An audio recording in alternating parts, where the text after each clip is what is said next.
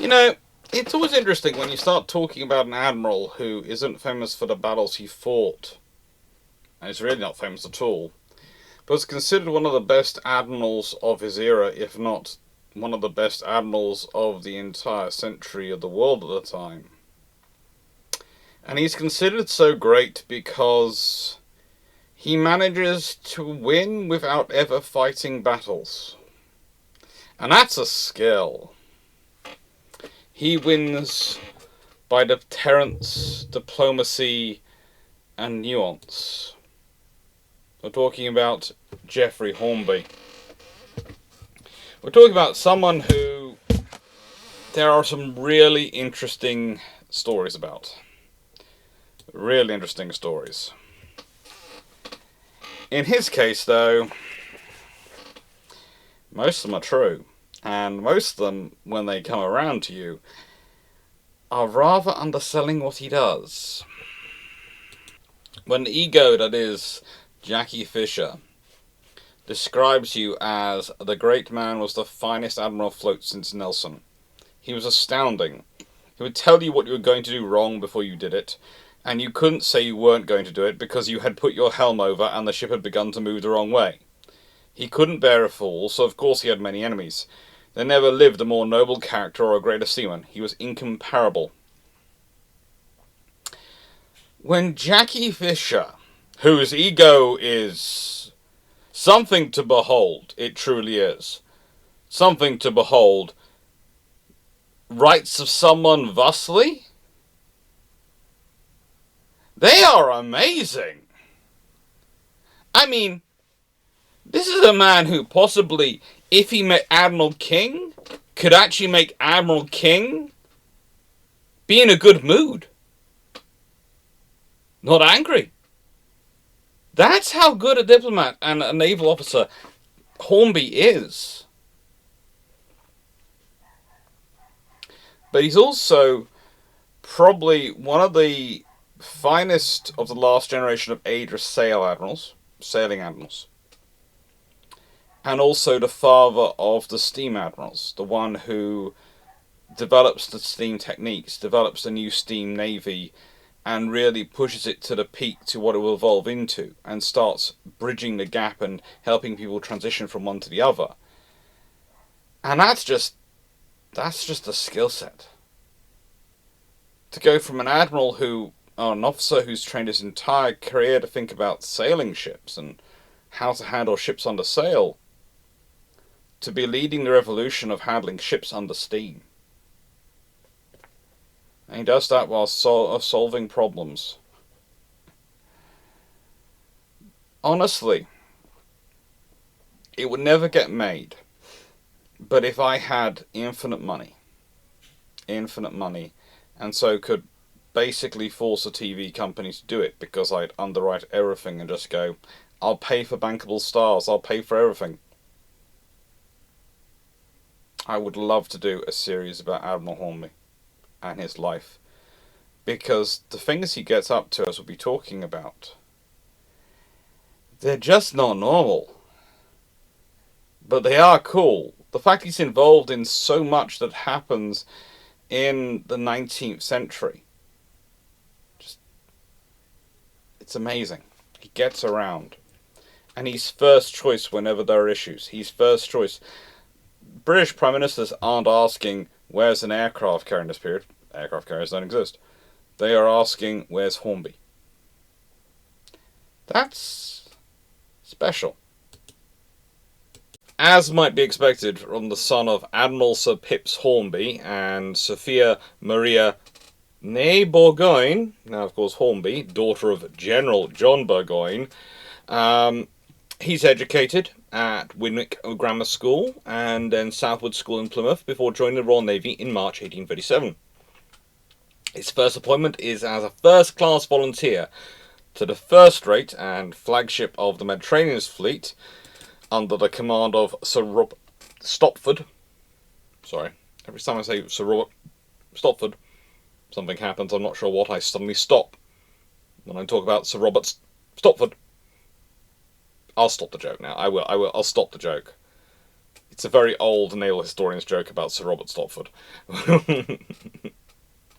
It comes from very, very old historians. It's gone down a whole line. But anyway, leaving that to one side.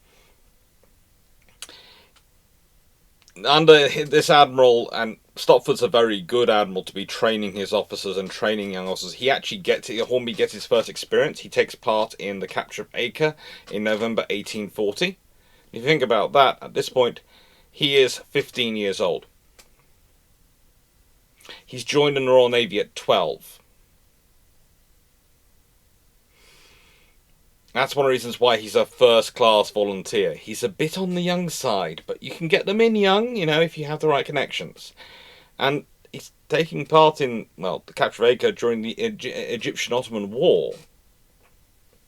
After that, he then transfers to another flagship, the 4th rate HMS Winchester, which was the Commander-in-Chief's flagship of the Cape of Good Hope station.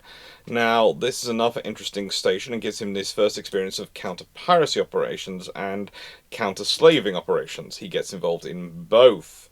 And he's there in August 1842, when the Commander-in-Chief is Rear Admiral Jocelyn Percy, again, who is another good training officer. In fact, it's kind of interesting that he's going around the very senior officers getting training. In some regards, it's almost like his father or someone is sponsoring his career, going, this guy's a bright kid. And honestly, probably it was his father who gets him his first one into Mediterranean Fleet, but then it will be Stopford who will then go, well, I think you need to go Percy. I think he'll give you the better experience after that. And then, after he's done his time aboard the Winchester and the Cape of Good Hope station, he goes to HMS Cleopatra, where he gets promoted to a mate. He's not an officer, he's a non-commissioned officer, a mate, on the 6th rate HMS Cleopatra in the West Africa station, and there she's focusing on the anti-slavery operations, and again, it's another good role, another good officer, another good training for him. He finally makes lieutenant in June 1845, and that's when he becomes the flag lieutenant on the 2nd rate HMS Asia, which was his father's flagship as Commander-in-Chief of the Pacific Station.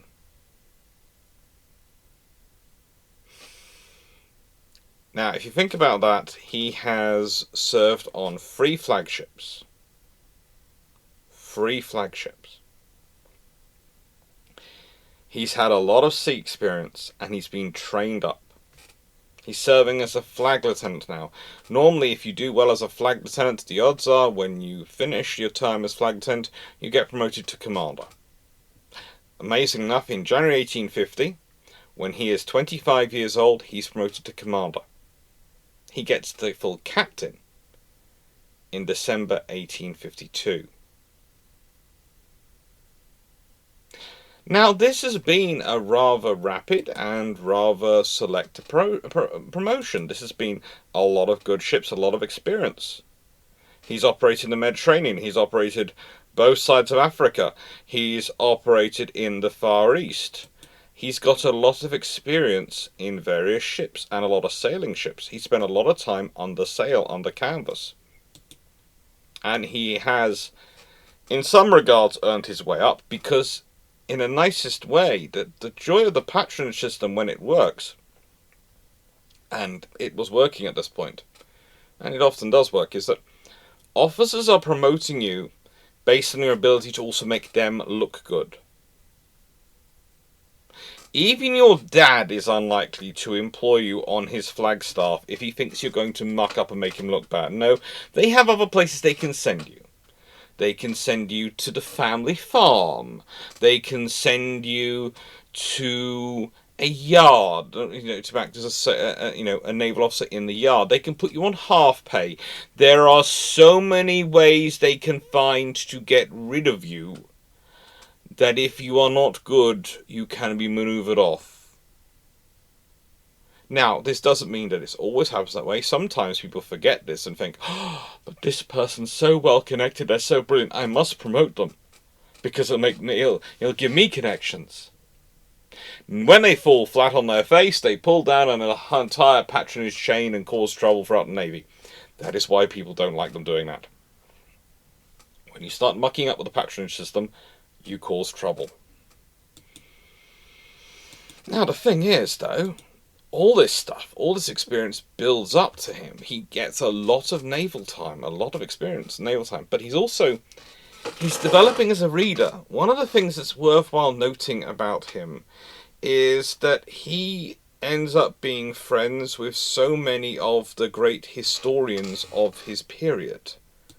Sir William Clowes, Julian Corbett, Lawton, the guy for whom the Naval History Department, John Knox Lawton, the Naval History Department at King's College London's War Studies Department is named for. And Alfred Thayer Mahan. All of them, over his career, will become friends with him. Will exchange work with him. Will learn from him and he will learn from them. This is one of the interesting things you find with some of the officers in this period. They are very much open-minded and prepared to learn. It's one of the weird things, but a good trait to look for in a good officer in any period is an open-minded willingness to learn.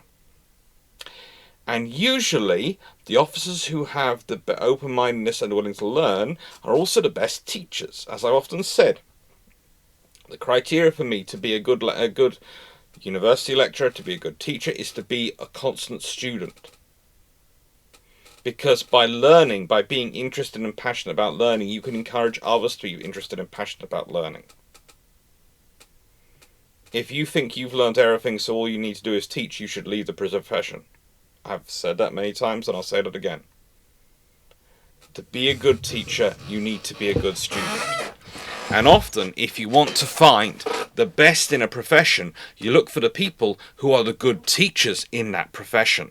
The people who can pass on their skills, pass on their trade, and who are constantly learning as well. Hornby is in this position from the get-go. We don't know if it's enshrined in him by his father and his mother and their love of education, their love of learning. He certainly does come from a family which seems to have as a familial trait. But he does have this natural love of books and this natural love of learning. And that leads to some very interesting quotes about him, Many of the quotes, if we consider Sir William Clowes' quote about him, as well as a natural diplomatist and an unrivaled tactician, and a singular independence and uprightness of character, he had added a mastery of technical detail and a familiarity with contemporary thought and process that were unusual in those days among officers of his standing. You see, he becomes a safe pair of hands because he's both an officer of the right standing for the political classes to accept him being in command of the naval forces, and also because he actually knows what he's doing, so he won't make them look bad. You see, it's fine putting an officer who's politically connected but is useless in charge of something which isn't going to be doing anything. That is fine. But that's going to embarrass you if things go wrong, so you'd better have some officers who might be less politically connected or inclined, or less slavish towards one side or the other of the political divide, but who actually can do their jobs. Now, am I saying that Hornby, unlike any other officer in the 19th century, is not politically inclined? No. Whilst the Royal Navy has managed to evolve itself to the point at which the political battles do not start to ruin naval command, and anyone who plays that game is going to get kicked out hard, you still have the problems that once you get to a certain level, your likelihood of command does depend on who is in the control of the ministry, which particular politicians and which particular brand of them are in control of the ministry. Fun times. Even with all this experience, even with his accelerated promotion, it's when he, in December 1852, after he's been promoted as captain, he doesn't get called up for the Crimean War. He doesn't. Instead, the Aberdeen ministry decides that They don't want to promote him. He's not one of them. So instead he goes to Lordington, which was his father's estate, and runs that. But governments change. Governments change.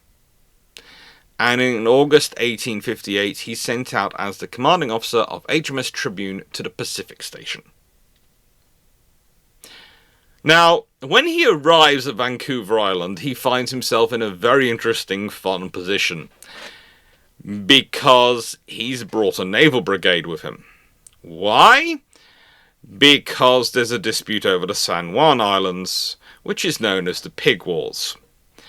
And, well, there was a whole debate as to who they belonged to. And it wasn't necessarily a good debate, but this is his first time being the diplomatic lead. Whilst he's been part of these officers' staffs, he has been involved in diplomacy. He spent a lot of time doing diplomacy. He first witnesses it in Cleopatra, and Princess Charlotte, I mean. But he does a lot in Cleopatra and against the slavers, and under his father, he had experienced even more so. But this is his first time being the diplomatic lead. And, well, unfortunately, the Oregon Treaty had left a little ambiguity. Along the 49th parallel of north latitude to the middle of the channel, which separates the continent from offshore Vancouver Island, and thence southerly from the middle of the said channel, and of the Strait of Juan de Fuca to the Pacific Ocean. However, it says the middle channel. There are two potential straits which could be called the middle channel. This one, or this one. Which one's the middle channel? This is the type of thing you find sometimes in these international agreements, in that some very harried people have written this down and thought it's going to be obvious. But it isn't obvious. And this leads to problems. There is a boundary commission set up in 1856 to try and sort it out. There are all sorts of discussions, and then in 1859, an American farmer called Lyman Cutler from Kentucky moves on to San Juan Island, claiming rights under the Donation Land Claim Act to live there, and found the pig rooting in his garden, eating his potatoes, or rather tubers. And so Coulter shot and killed the pig. It wasn't the first time it happened, it was annoying him. The pig was owned by an Irishman called Charles Griffin, who was an employee of that wonderful organisation known as the Hudson's Bay Company, an organisation which manages to escape a lot of the scrutiny which applies to the East India Company, but really shouldn't. Yes, they don't have a whole army themselves, but that's because they don't need one, so they don't have to run that expense. But you should see some of the stuff they get up to. Anyway, Griffin was employed on the Hudson's Bay Company to run their sheep ranch on the island. Griffin also owned pigs that he allowed to roam freely, because that was the best for their feeding. The two had lived in peace until this incident, but this is the joy of neighbours. Cutler offered $10 to Griffin to compensate for the pig, which was fair at the time. Griffin demanded $100. Cutler decided he shouldn't have to pay for the pig, because the pig had been trespassing on his land. He should probably not have offered to pay for it in the first place then. And, well, things got worse from there. British authorities threatened to arrest Cutler. American settlers called for military protection in Washington Territory from the US Army. And it just gets worse. Okay? Yes. This is a threatened war between Britain and America in 1859 over someone shooting a pig for eating their potatoes. It wouldn't be the most stupid reason nations have ended up ever going to war,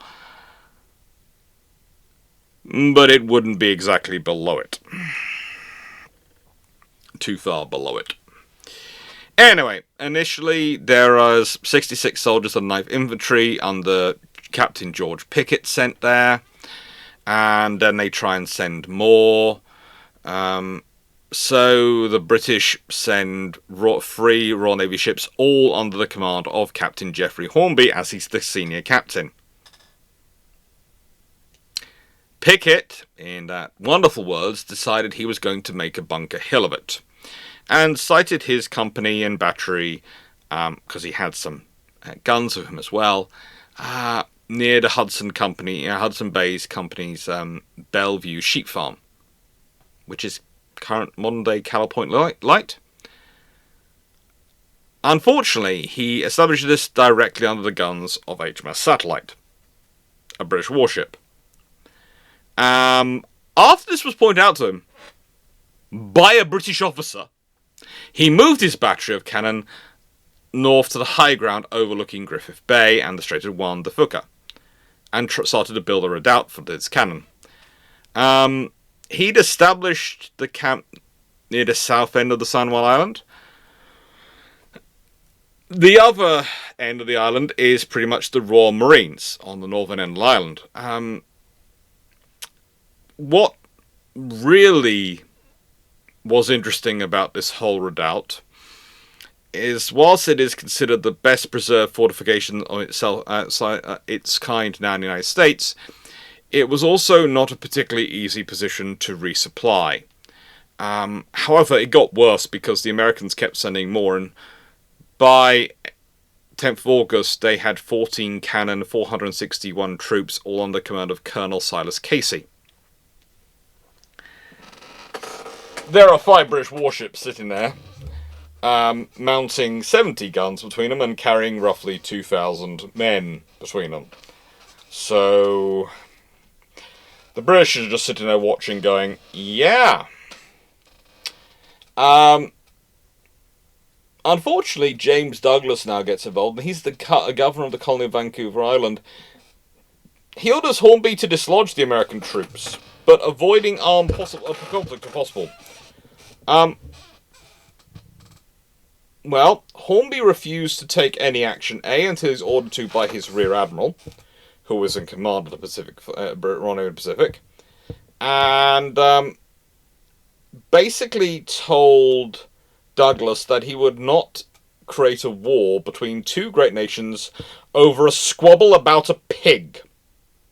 In other words, thank Lord someone had sent an adult, because we have the American commander who is rapidly wanting in the face of overwhelming firepower. Thankfully, Colonel Silas was also an adult as well. Once he got there, he looked at the captain and went, "You want to fight that lot? You see our cannon, okay? They are smaller than the smallest cannon on those ships, and there are a lot of them.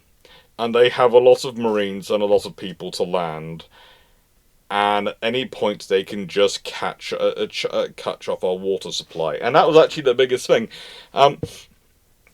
When Silas got there, he realised that Pickett had lost their ability to actually easily access water and proper drinking water. And so you'd think in this area there might be a lot of drinking water again, but again it's connected to the sea, it's salt water, so drinking water is actually in short supply. Don't worry. Hornby made sure they were well supplied. He always had the means. If he wanted to make their position completely untenable and remove them from the island, he could do. He just cut off their water supply. Just delay it.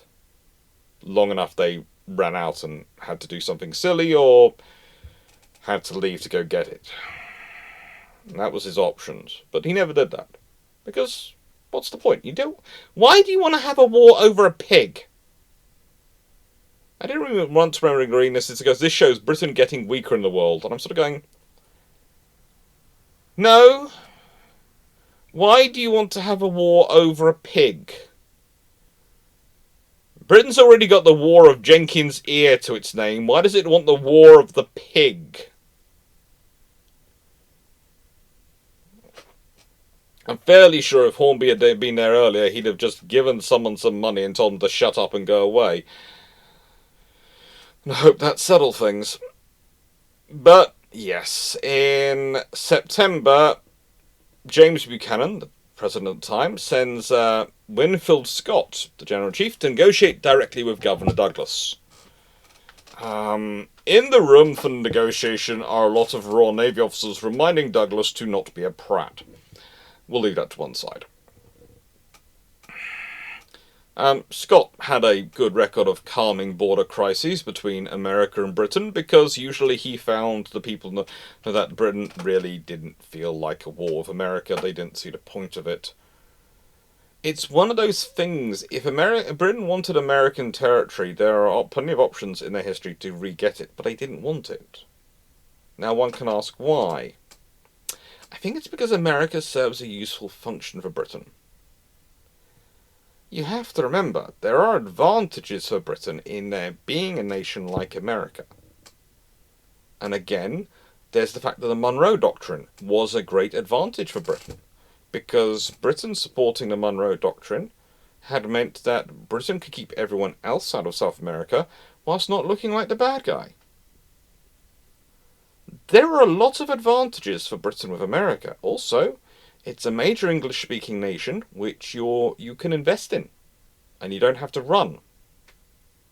So Britain is not responsible for the defence of America. They can invest, and at this point, this is the starting period of Britain really moving from a mercantilist economy to a capitalist economy.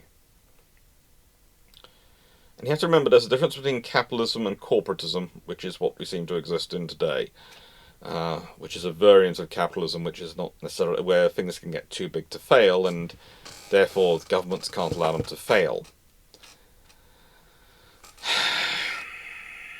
We'll leave that to one side. This is when Britain is starting to look into this, and I think, honestly, the theory of America is we'll let them cook. We don't need to do that. We've got other things we need to do in the world. We've got other things we need to concentrate on. Frankly, the fact is, America didn't get any ships there at this point. They didn't get any ships. Because they didn't have that many to send around in 1859.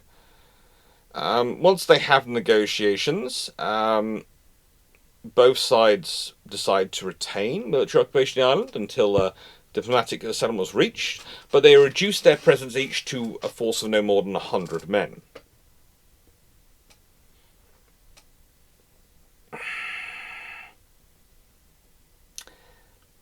It was fun, and today the Union Jack still flies over the Royal Marines campsite, which the US National Park Service still arranges raise and lower daily. Very nice of them. And it's, it's sorted out. Basically, they have an agreement and everyone works out where exactly should it be. It honestly, disturbingly enough, takes 12 years for it to be realistically sorted out. But in the Americans' defense, the US Civil War happens in that time, and they're kind of busy. So it's finally sorted out by the Treaty of Washington in 1871. But we'll leave that to one side, because that leads to a whole other discussion in the Treaty of Washington and various things going on there. And there's all sorts of things sorted out by that final commission. The British withdraw the Royal Marines in 1872, and there is a discussion over what officers and who exactly Hornby meets at this point. There's also a discussion later of whether or not he actually ever meets Ulysses S. Grant when he's Commander-in-Chief of the Channel Squadron, but I don't think that happens either. But we'll get to that when we get to the Channel Squadron. Anyway, Shameless Book Plug time. Shameless Book Plug, where I get to say thank you for liking, sharing, subscribing, and supporting the channel, helping it grow, all those things. Thank you. Thank you for making this channel possible. Thank you for making everything I do possible, frankly. Without you... My dream is to someday be managing to be sustainable enough from income from books and YouTube and all those things that I don't have to do consultancy. That I can do everything on this. But even if all I get to do is live my dream 3 days out of 3, well, let's be honest, workaholic. So, 5 days a week, let's be honest, because I pretty much do history stuff on Saturday and Sunday if I don't, well, always on Sunday, but on Saturdays as well if I don't have family stuff. That's what I'm doing. Yeah, you're who makes that possible. So thank you. It's very kind of you, and it's very nice of you. That being said, for this, I would say, if you're interested in admirals of this period and you're interested in learning more about them, my old prof, Andrew Lambert, his book Admirals is an absolutely excellent read. Has an entire chapter on Geoffrey Hornby, and that's where a lot of this stuff has come from. When I'm trying to make a presentation on Geoffrey Hornby, I have my own notes, but even I know that my notes are my own version of lecture notes from a lecture which was given by him, and he's the one who wrote this book. So, you know, he's a very, very good historian, and was a great professor to work under. Now, prior to this, he'd had some experience in being in charge of HMS Neptune, which was a theoretically 120-gun Caledonia-class ship of the line, first-rate ship of the line. She was a sailing ship, a full sailing ship, a capable sailing ship. But she had a problem. She seemed to always have problems with her crew. And by the time he had her, she had been razzed and converted into a steam-powered 89-gun second-rate ship of the line, a two-decker. And that had made her have an even worse crewing, as it seemed. Even worse crewing. But still, he used her well. She'd broken 2 captains before him, she didn't break him. He managed to get her working. And this was under command of Admiral Martin, who was someone who he had profound disagreements with in the Mediterranean fleet, but they managed to get a working relationship. And the profound disagreements were over how ships would work under steam power and fight. You see, he believed that ships would not fight the same way as they did in Age of Sail with steam power. Whereas Martin believed that all steam power did was it gave the ships gave them the ability to ignore the wind, but they'd still operate together like they did in the Age of Sail time.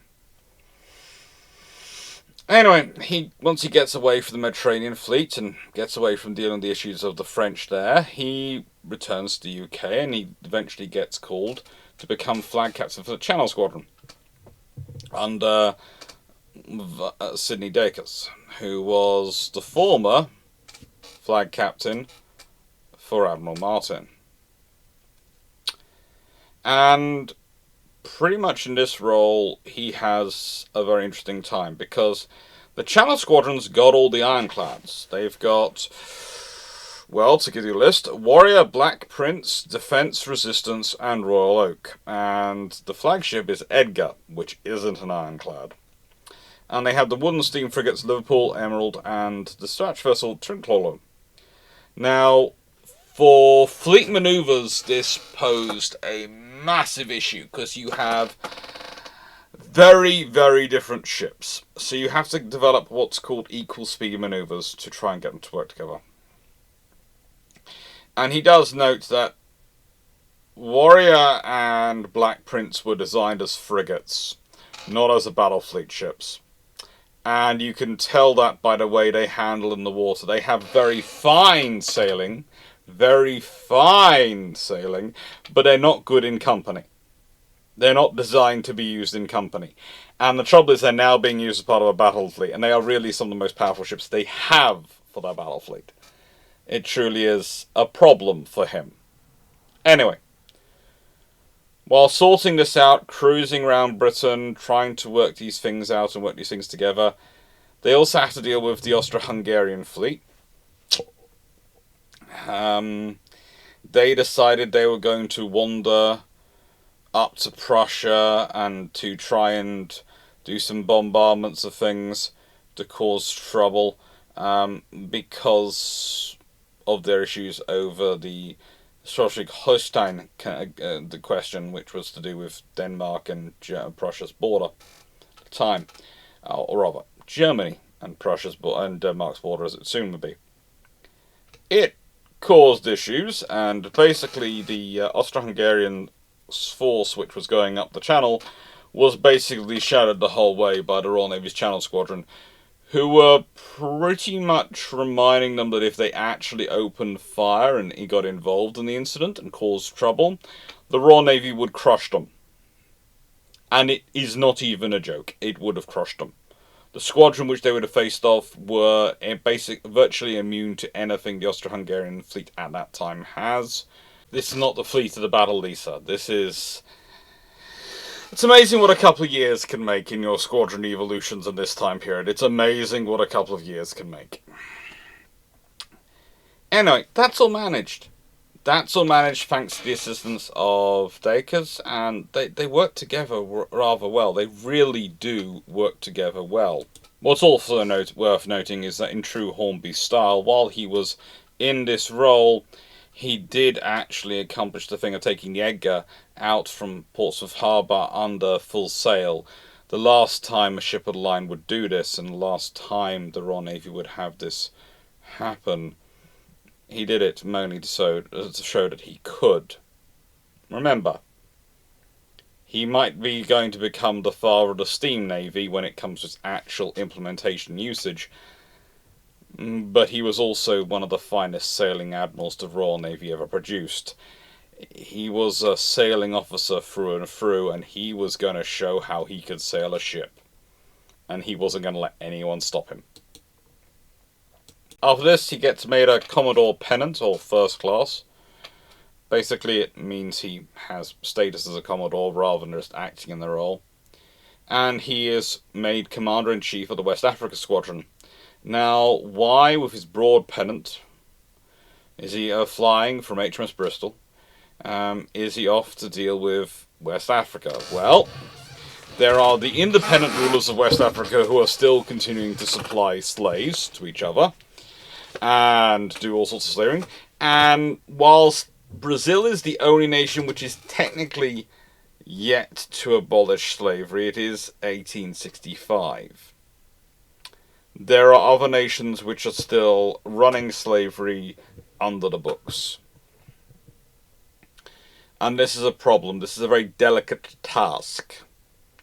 Having someone like Hornby there provides you with someone who's going to implement the capabilities and implement the situation without causing problems on an international stage. He was good at seeing the context of things. Whereas admirals like Martin in the Mediterranean Fleet under his command, when he'd been under command, had railed against the idea of the fleet doing anything other than exercising, being used for diplomatic signaling. No, we must exercise and wage war. We must do nothing else. Hornby understood that their role was a lot more than that. Hornby quickly worked out the biggest problem with everything, and the one that was providing the coverage for all the little bits of trade going across the Atlantic, etc., was the king of the localized in the Volta area of Africa. Now, this particular king, how do I put it politely, he believed in human sacrifice.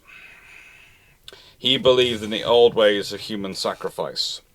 And he was demanding a lot of the slaves, and a lot of the other slaves which were going off to Cuba and other places by surreptitious means were mostly captured and then were surplus to requirements for his needs. So how do you deal with him? Well, you blockade him harshly, and you provide support to the local kings around him to get rid of him. And once you do, you can reduce the squadron. Hornby, without ever firing a shot, secures this done. He is a very effective officer. He has the ability and he has the means to do these things. He was given a fairly large squadron. One of the interesting things is that even in this period, well into the 1870s in fact, the Royal Navy, despite their reducing the West African squadron, it's still one of the largest squadrons in the Royal Navy in terms of number of ships. In peacetime, because of the area it's covering and because of the importance Britain is attaching to this role.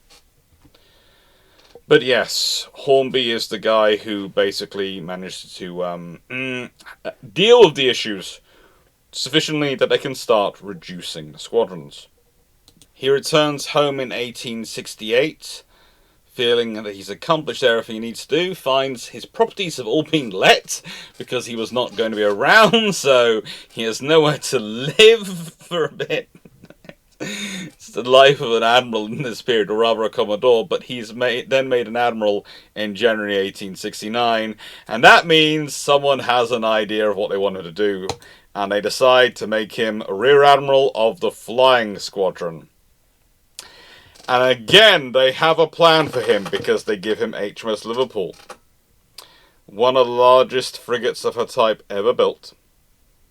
The design which was probably the basis in many regards for Warrior and Black Prince, in some regards the Liverpool design, which was not always the best ship to sail, but was a comfortable sailing ship, and said, we'd like you to sail around the world to demonstrate we can.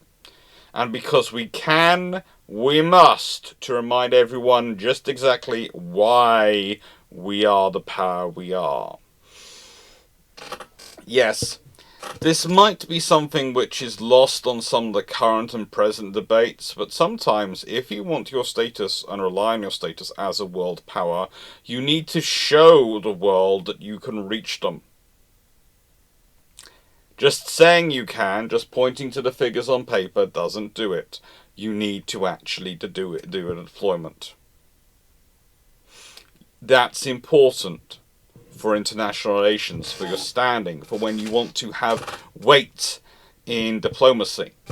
And it is, again, something which is sometimes lost, and one of the reasons why I like talking about Hornby today and when I'm giving lectures is that a lot of the lessons of international relations have been lost because of the Cold War. Because the Cold War was such a simple dichotomy. Because it was such a simple this person versus this person. You lost a lot of the nuance of a multipolar world, of how you ran diplomacy in a multipolar world, on how powers of various sizes would both affirm and confirm their positions in that world order. And they needed to. And you see this, and again, it's the same debate Hornby was having with Admiral Martin. It's the same debate we see running out on Twitter these days, usually between retired officers, but still there were regulars, of whether this going off and doing these diplomatic positions, this positioning, this posturing around the world, has any value versus training the whole time. And this is when I refer you to Hornby, to his views. Because his thinking was simple. It's about conflict management. It's about presence. It's about showing the world what you can do with the training you are doing, so that you don't actually have to use it. An enemy or a potential enemy who thinks you cannot reach him because, they do all that training, they never come over here though, they couldn't actually get here, is a far more likely to become an enemy than a potential enemy who's going, they do all that training and they come round here quite regularly.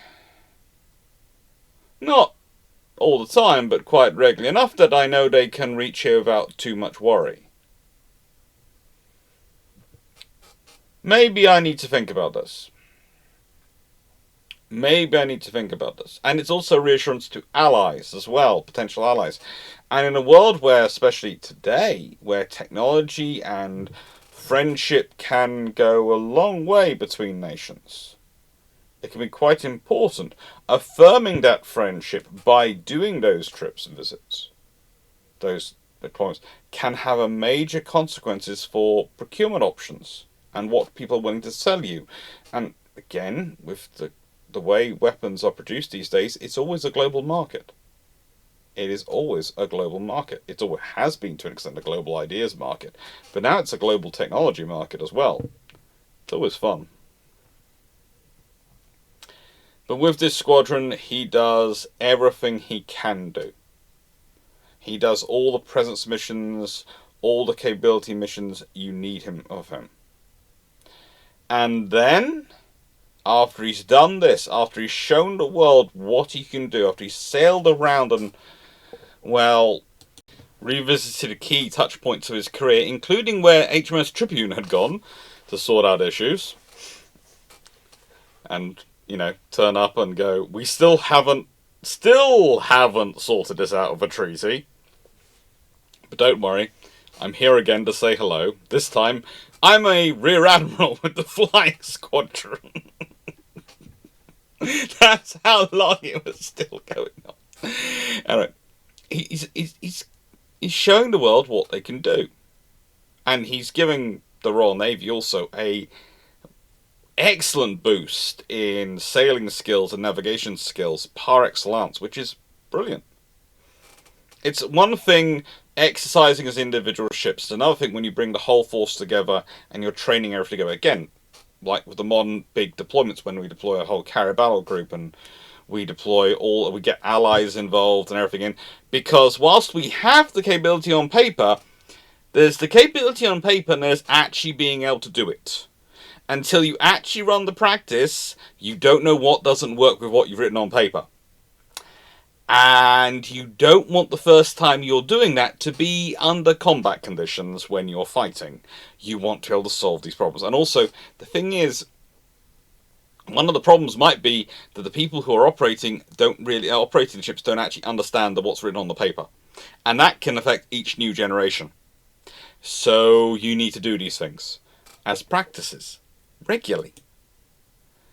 But he is then rewarded when he returns with Commander-in-Chief of the Channel Squadron, and his flagship is HMS Minotaur. I mean, getting a 5-masted, steam-engined ironclad. What a lucky man! And a single shaft, one trunk steam engine. Now, as built, she was an excellent gun platform and very fine seaboat. She was just, how do I put this, unhandy under steam and practically unmanageable under sail, most found her. Again, Hornby was quite good at keeping her in trim. She did improve once they fitted the much recommended by Hornby and various others, steam-assisted steering. But, this was all, her excellent qualities were because of her very low metacentric height. It was just 1.2 meters or just below 4 feet. It's a good ship overall. It is a good ship. And as flagship, well, she's got status. She's got a lot of status. Because she becomes his flagship. She's launched in 1863. She'd been completed and commissioned in 1867. Okay, she's 4 years old. But she's 4 years old and she's rocking 4 9-inch guns and 24 7-inch guns, plus a belt of between 4.5 and 5.5 inches. She is 11,000 tons. This is another side of the thing which comes up a bit when we're sort of talking about these this whole idea of HMS Warrior versus the Monitor. It leaves the fact that in any scenario where that would have ended happening, the Royal Navy would have probably had a lot more than Warrior there. And that's the other problem.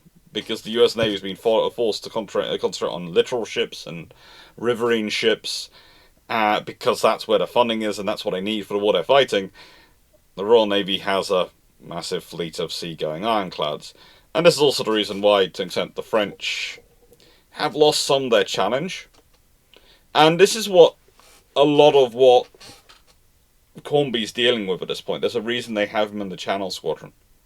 That he is there to deal with the French, who have been causing all sorts of issues and have kept threatening things and trying to trump up their abilities and Realistically, they are getting a lot of new ships, but one of the things he notices is they are very clean. And he soon realizes their cleanliness comes from the fact they don't go to sea that often. The moment he sees the squadrons which do go to sea, he realizes that there are very few squadrons regularly going to sea. This is a problem. But what happens when you're an officer who is capable of running difficult situations? Well, when they have another difficult situation, guess who they call? Yeah. The Mediterranean is having issues. Issues were the Russians versus the Ottomans and the various issues that were going on with them. And it was a constantly growing issue. It was such an issue that actually Hornby set out a requirement that if there was looked like war was likely, and he was going to have to take part in it, then there was a certain officer he selected as his second in command, and they were supposed to bring out more ships to him. It's literally all organised before he goes.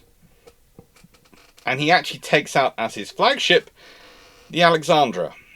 Now, she was named for a very popular princess, but she was an interesting sailing ship. She was a very interesting sailing ship.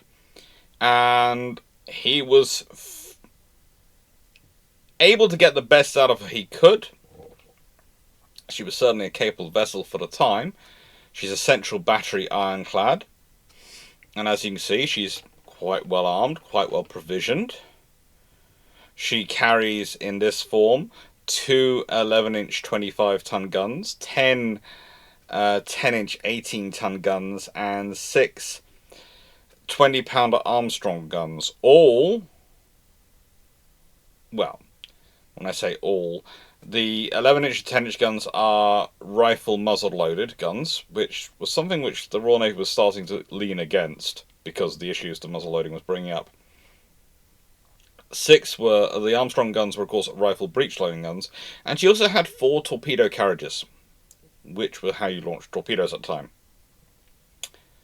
But she is a very, very well-armed and armoured ship for her time period. Having her is a status. However, having an indecisive British government where you have a foreign minister who was actually a relative of Hornby, who keeps changing his mind every 5 minutes and flip-flopping, and a prime minister who doesn't, leads to a lot of confusion. Now, leaving the Earl of Derby's ability to send a mixed message out of this, he was the foreign secretary, he was also Hornby's cousin, a said a relative. Disraeli was trying to have a good officer out there, and their first choice has been to offer him, after his turn as second Sea Lord, as the post as first Sea Lord. He decided he didn't want that. He preferred a seagoing command. He didn't really like the naval the positions in the administration. He wanted a seagoing command. So he got the Mediterranean fleet, and they were kind of happy he got it. But then comes the problem. He keeps positioning his fleet where he thinks it needs to be, and the government keeps withdrawing it, not sure, because as the Russians are advancing on, especially onto Istanbul, they keep pushing their way towards Constantinople, that's the region, and keep pushing towards it. The more they push towards it, the more the British think they should do things.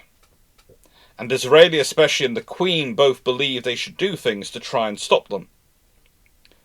But the Russians will promise Derby, we're not going to advance any further. And he'd believe them, so he'd send out orders which countermand everything and say, no, it's peace.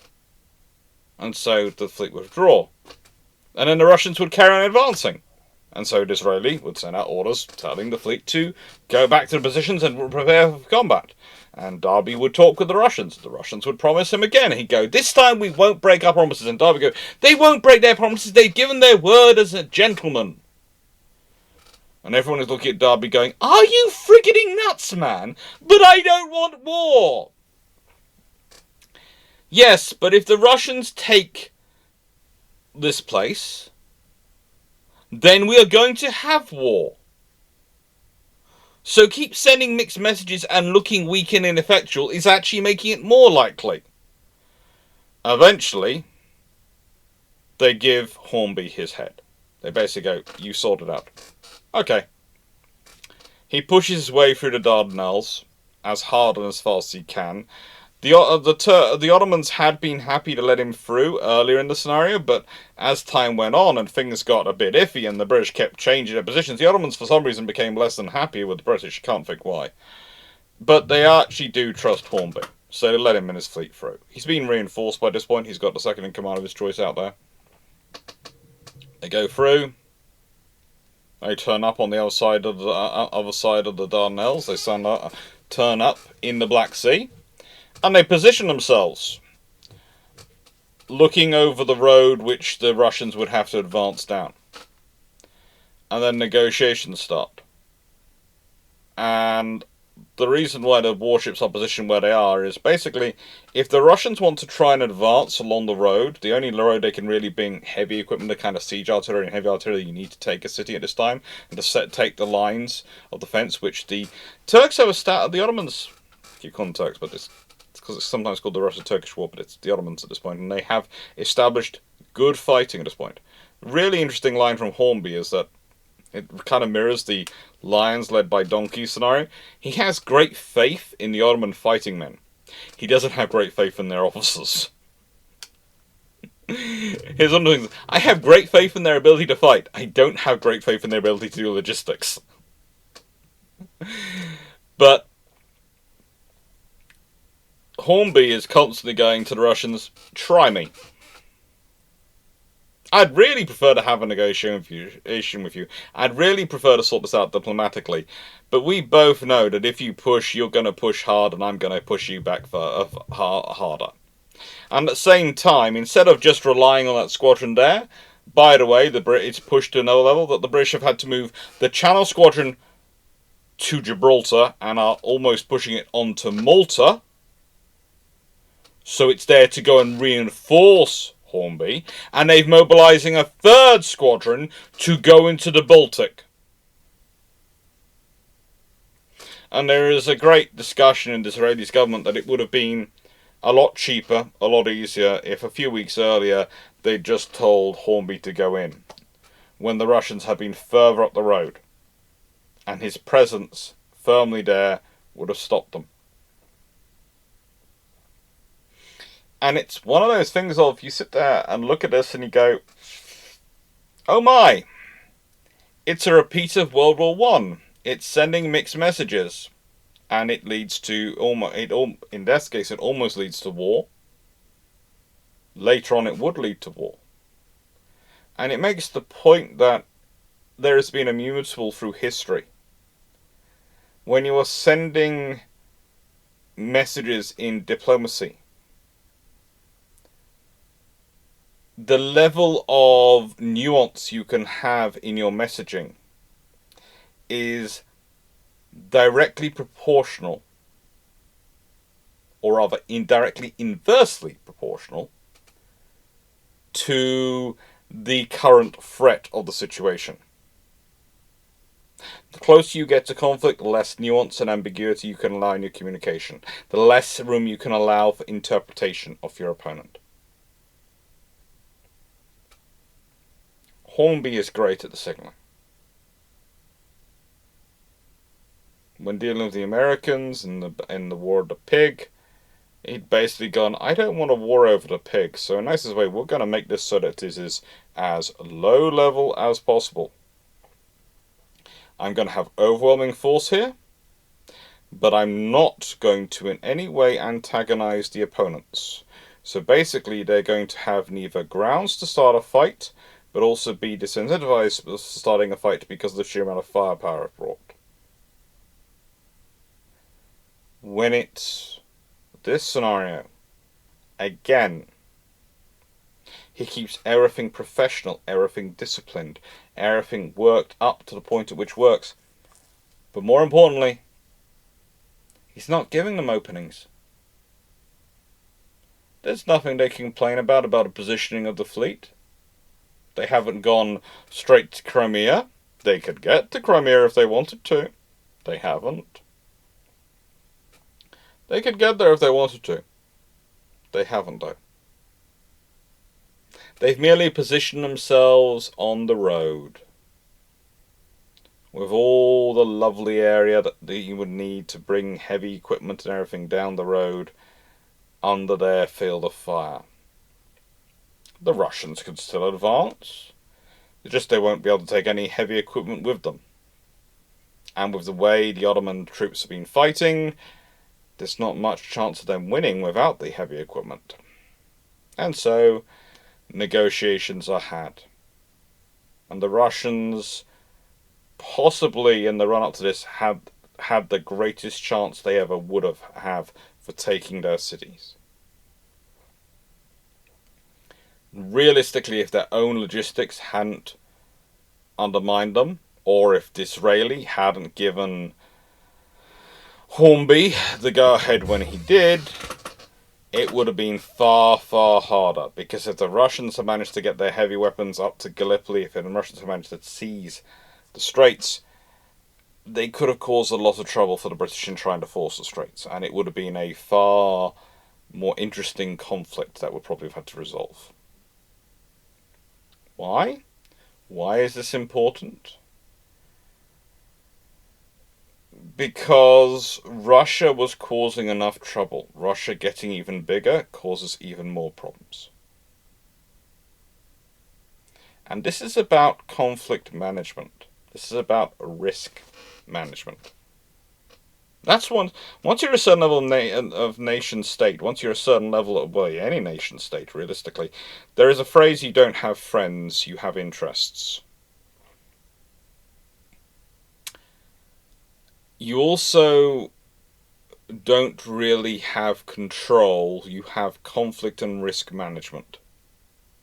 You're trying to minimize the risks of conflict in adverse scenarios.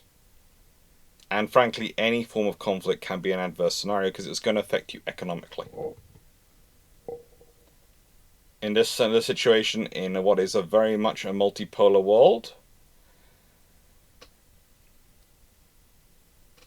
Russia gaining control of this territory would more than likely lead to conflict with Austria-Hungary, possibly with Germany.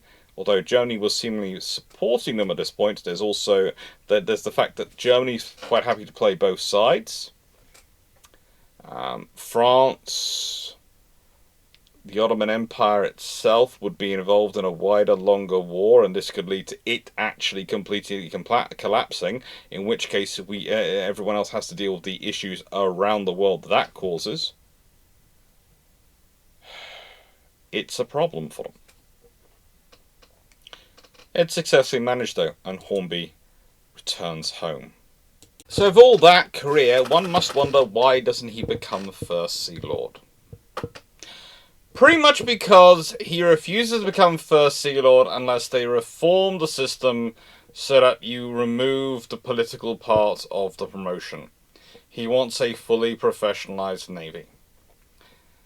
Sir William Close's quote is there, and he does go on to become an admiral of the fleet, but he has his own words, which I think sum up best. And he goes on to teach at the Royal Naval College at Greenwich and become its president, and he does all sorts of things to promote the study of naval history and naval warfare. But most importantly, he refuses to serve at several points as First Lord and a First Sea Lord, First Naval Lord, until they sort things out, until they allow the professionalisation of service. He wants a staff. He wants all sorts of interesting things. It's really interesting if you consider the reforms I occasionally discuss on the channel about the Royal Navy reforming earlier and what they go through in their own staff evolution by the end of World War One. You know, they start off World War One, which basically everything's in the intelligence department, is in naval intelligence, who've basically have been enlarged to uncover everything because that was the only staff they had, so they just bolted everything into them. When you look at what Hornby wanted in 1876, let alone later, it really is quite scary, because the Royal Navy would have ended up with a staff not too dissimilar to what they built by the end of World War One. About 42 years earlier. And goodness knows what that does to the development of the Royal Navy. I mean, you cannot really predict what a level of staff structure and engineering structure. He wants, say, naval lords, which would be admirals with wide experience in technology, administration, and operations, who had the confidence of the entire service and were not considered to be politically partisan.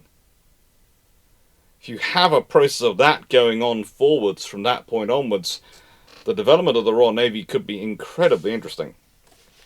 But his biggest legacy is in fighting formations and his refusal to allow a prescribed tactical and formal fighting system be put on the Royal Navy. He actually does respond to those requests for this with this lovely quote, again from Admirals. "It is often asked what is to be our fighting formation in future. None has been prescribed. It is to be hoped that none will be prescribed. To prescribe any would be exceedingly foolish, and in a high degree presumptuous. Foolish, for all our past history shows us the evil of having a prescribed formation for fighting in. It needed the genius of Nelson to disentangle us from the mess." And by the way, when asked to rate his admirals, he does not make Nelson the top. He finds him too erratic. Mahan presumed Nelson would come first in his opinions, but he does not. He is too erratic. He's necessary, but he is not his favourite. Foolish, for unless perhaps the state of his enemy's bunkers, there are few things an admiral would give more to know beforehand than the formation in which his enemy was going to fight. Presumptuous, because in the present day we have no business to speak with authority. He conceived, as Lambert writes, of a modern fleet combining battleships, cruisers, flotilla craft, mutual support, all sorts of things. And frankly, he wants to build all this. He wants to put it all together. He thinks you need a thoroughly different navy from that which had been developed during the Age of Sail. And so this is the question I'm going to leave you with, because I don't think I can predict it, but I'd be really interested in your opinions on what happens if he does get his reforms in 1876. If Gladstone's government, instead of being as politically partisan with the Navy as Disraeli's and everyone else's had been prior to that, goes, you know what, Hornby? Yes. We'll not only make you first naval lord, we will give you the power to implement all these reforms in totality. What happens? What happens to the Royal Navy? What happens to the world? Again, this is a fully formed up naval staff with the proper naval staff, with an intelligence section, but the officers would not all be an intelligence section. They would not be just intelligence department. It would be a staff, so it would be able to do ministerial briefings, all sorts of things. 1876 onwards. What happens? What is the world like? What else have we got coming up? Well, when this video comes out, 12th is currently being a bit quiet, but you're going to enjoy what's coming out on August the 12th. It's going to be an interesting one for you all. It does fit with the end. There's a question of interest. And after that, it's the École Naval, the French school. Not the Junocole, the École Naval, the French School of Naval Officers.